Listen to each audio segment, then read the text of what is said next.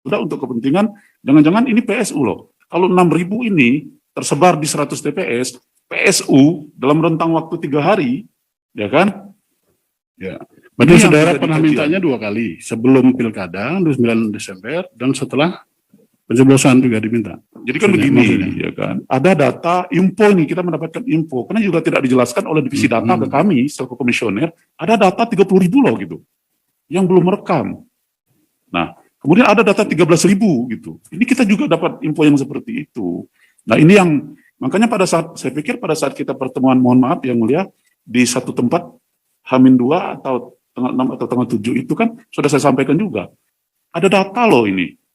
Orang yang belum merekam tapi ada di DPT. Hemat saya ini problem yang berpotensi pada PSU. Ini apa langkah kita? Hemat saya sudah disampaikan juga pada saat itu. Ya baik, ya. Tadi saya mendengar keterangan dari saudara terkait KPU, ya. Beliau pernah sebagai terlapor di Bawaslu Provinsi Jambi terkait alat bukti data yang menjadi alat bukti laporannya sama dengan data yang diterima oleh saudara terkait dengan saudara saksi Ipan, ya. Benar ya? Ya.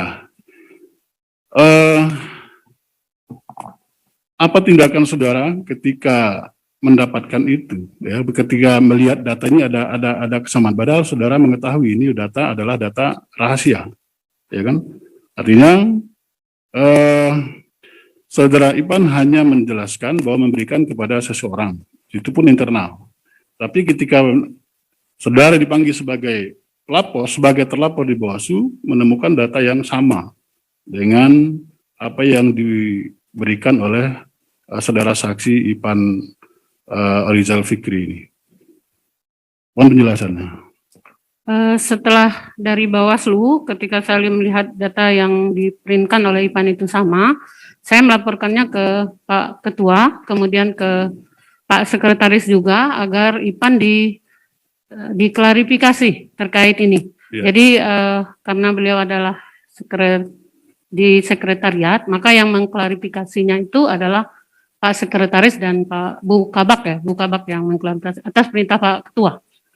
Pak Sudah Ketua diklarifikasi. memerintahkan ke Pak Sekretaris untuk mengklarifikasi Ipan dan dibuatkan berita acaranya. Saudara mengetahui apa berita acaranya hasil klarifikasi? Bahwa benar beliau memberikan data itu ke Pak Sanusi.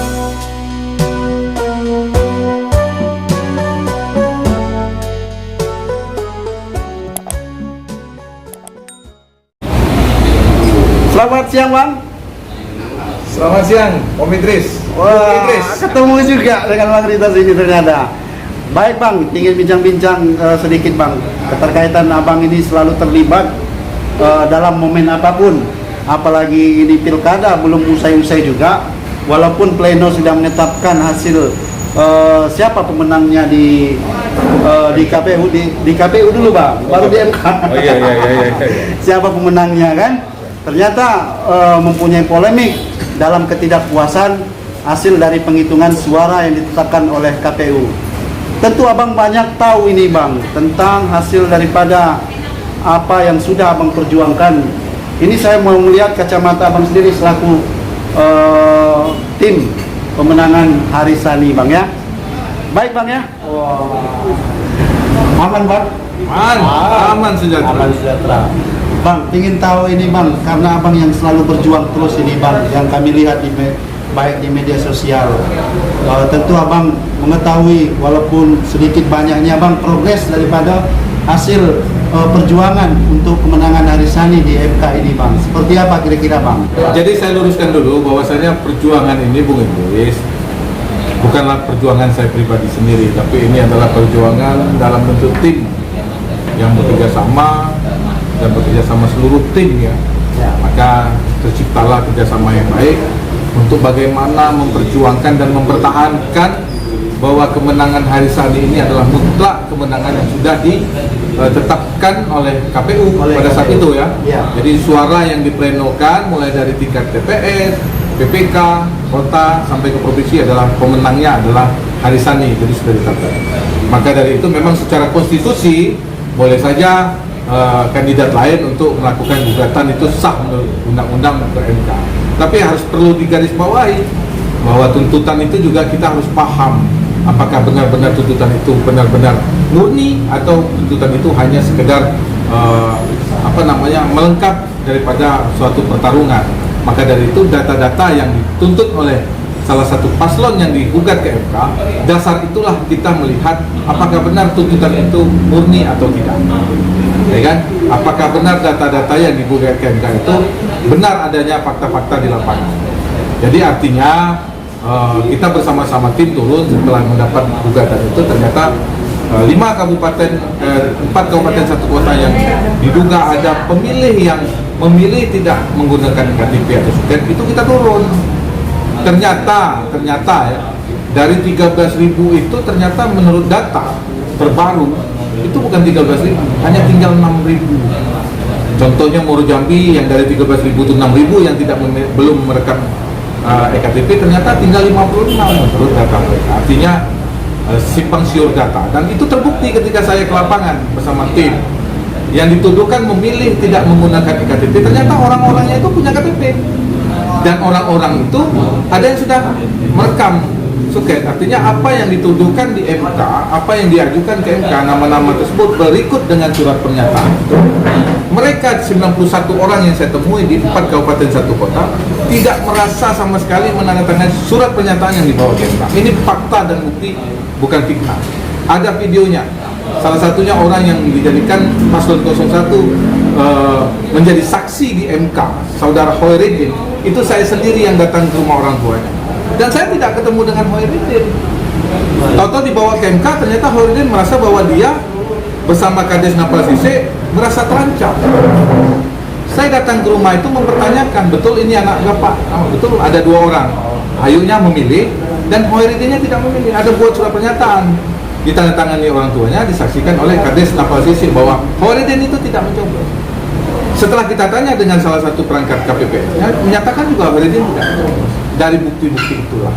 Artinya di sini kegigihan kita untuk mengungkap fakta bahwasanya apa yang didalilkan oleh paslon 01 BMK kita bantah, kita mentahkan. Tinggal lagi pihak hakim MK mudah-mudahan berkata jujur dan memutuskan sesuai dengan apa yang ada bukti-bukti di MK. Itu kegigihan paslon tim kita untuk turun ke lapangan. Artinya terus bekerja gigih untuk membuktikan itu. Satu lagi yang perlu Bung Idris catat, ketika kemarin hari Jumat kita melakukan sidang di KPP, dipimpin langsung oleh ketua di KPP pusat. Bentar dulu Bang, artinya hari ini yang perlu yang saya tanyakan, Bang Ritas sudah posting visual daripada sidang DKPP? Ya. Dan maksud tujuan itu ada judulnya itu adalah ini bukti awal bahwasanya karena saya adalah salah satu saksi dalam sidang itu. Kalau saya melihat dan dari kacamata saya bahwasanya ada salah satu oknum KPU yang menyatakan bahwa dia memang tanggal 10 itu meminta data kepada Ivan. Ya Ivan kan? siapa? Ivan itu stafnya KPU. Minta data kepada Ivan. Tanggal 10 ya, catat ya, tanggal 10 setelah pencoblosan. Dan data itu menurut Ivan disuruh serahkan kepada seorang yang bernama Iin. Wah, belak-belakan aja ini. Iya, saya belak-belakan karena ini sudah di-share di YouTube. Di YouTube ya. Sudah menjadi hak publik. Hak publik, silakan. Jadi artinya di situ terungkap bahwasanya seorang oknum komisioner meminta data kepada staf yang bukan untuk kepentingan pribadi, tapi diduga untuk diserahkan kepada oknum salah satu tim paslon, dijadikan barang bukti untuk melapor KPU ke Bawaslu. Ingat ya, perlu digarisbawahi.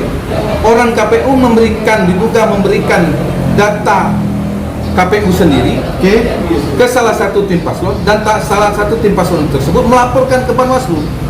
Ternyata salah satu anggota KPU setelah dipanggil ke Bawaslu menyatakan bahwa data yang dilaporkan ke Bawaslu itu sangat mirip dan sama apa yang diberikan saudara Ivan kepada seorang oknum salah satu KPU. Sama persis. Artinya dari mana tim paslon 01 dalam satu hari dari tanggal 9 sampai 10 mendapatkan data sebesar 13.487 orang yang mencoblos tidak menggunakan ektp. Satu hari bisa mendapatkan, kalau bukan dari ada oknum yang memberikan data tersebut. Tidak ada. Baik, Bang Ritas. Ya, jadi ada pengkhianatan kalau saya lihat. Begitu Bang ya. Ada pengkhianatan seorang komisioner menyerahkan data kepada salah satu oknum untuk menjadikan bukti Bang Mas. Dan bukti itu dijadikan juga bukti di MK. Sama persis, by name, by address, ada memiliki NIK. Dan bukti diketahui bahwa NIK itu, data seseorang itu, masyarakat, rakyat Indonesia dilindungi oleh undang-undang kependudukan. Dilindungi. Baik, Bang, saya tanya dikit Bang. Dari Pak Lahayur cerita tadi Bang, dengan data yang dibawa oleh orang KPU atau sebagai laporan melalui data KPU.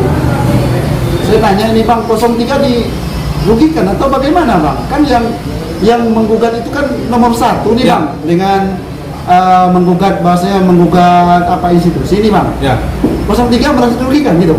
Jadi begini, banyak teori atau isu yang beredar di masyarakat bahwa ketika 01 melaporkan tim 03, melaporkan KPU, KPU ya. bahwa yang curang itu adalah 03. Itu tidak benar sama sekali. Yang digugat itu adalah KPU. Artinya kalau benar tuntutan 01, toh 02 dan 03 juga dirugikan. Pertanyaannya, kenapa yang digugat KPU, kenapa harus suara harisan yang harus dikurangi sebesar 13.487? Memangnya semua itu nyoblos harisan? Siapa yang bisa membuktikan bahwa 13.000 itu semuanya mencoblos harisan? Sehingga tuntutan mereka di MK adalah salah satunya adalah mengurangi suara harisannya sebesar 13.487.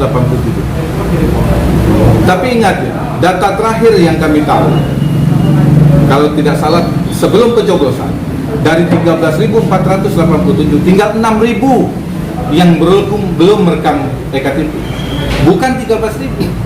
Dan 6.000 pun setelah didatangin itu bukan 6.000 semua mau direkam KTP, karena ada yang sudah meninggal. Masa orang sudah meninggal mau direkam KTP, terus dia pindah ke wilayah lain. Itulah totalnya hampir lebih kurang 6.000. Atau kalau yang mau dituntut 6.000 ini siapa yang menuntut? Silakan buka itu kotak suara. Ada tidak suara orang 6.000 ini yang mencoblos tidak menggunakan KTP? Bukan PSU. Kotak suaranya yang harus dibuka. Buktikan, contoh misalnya TPS 1 Kerinci misalnya, ada yang dituduhkan adalah ada orang yang mencoblos tidak menggunakan EKTP atau suket, bukan PSU. Kotaknya dibuka, siapa yang dituduhkan orang yang tidak menggunakan EKTP? Lihat di situ di undangannya, ya kan? Bisa nggak dibuktikan? Ya kan? PSU setahu saya itu pembuktiannya ketika hari pemilihan itu saksi pasangan calon membuat keberatan. Apa yang terjadi di sekitar TPS? Apakah ada yang berulang-ulang mencoblos? Ada yang mencoblos yang tidak mempunyai hak pemilih tapi dia memilih? Itu saksi paslon harus membuat keberatan, mengisi formulir keberatan yang diajukan kepada Panwascam untuk melakukan pemilihan ulang. Ada 5 TPS yang diulang, contohnya di Morobumo. 2 TPS itu bukan mencoblos tapi mencentang. Mencentang ya. Salah kan? Ya. PSU. Jangkat membuka sebelum waktunya PSU. Bukan karena memilih tidak menggunakan KTP. Ingat, yang ada di DPT itu adalah orang yang berhak memilih sesuai dengan surat edaran. Surat edaran Bawaslu tanggal 2 Februari 2020 memerintahkan boleh memilih yang ada di dalam DPT. Baik Bang. Lalu Bang, bagaimana tanggapan Abang hasil nanti sidang ini Bang?